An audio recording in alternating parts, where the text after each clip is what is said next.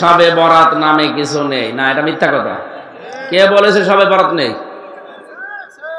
শবে বরাত নিসফে শাবান নামে 15টা সহিহ হাদিস পাওয়া গেছে। এটাও বড় বড় সাহাবী যারা, বিশেষ করে বিশ্বনবীর স্ত্রী হযরতে আয়েশা সিদ্দিকা বর্ণনা দিয়েছেন। হযরতে আয়েশা সিদ্দিকা বলেন, গভীর রজনীতে আমার ঘুম ভেঙে গেল, পাশে হাত দিয়ে দেখি নবীজি নেই। মনে করলাম হয়তো নামাজে দাঁড়িয়েছেন। অনেকক্ষণ অপেক্ষা করে দেখি না, উনি নামাজে নেই। আশপাশে খোঁজ করে দেখি পাশেই জান্নাতুল বাকি নবী মুহাম্মদুর রাসূলুল্লাহ কবরের পাশে দাঁড়িয়ে অঝোর নয়নে কাঁদতেছে। ডাক দিয়ে বললাম, ইয়া রাসূলুল্লাহ, আপনি কাঁদেন কেন এই গভীর রজনীতে?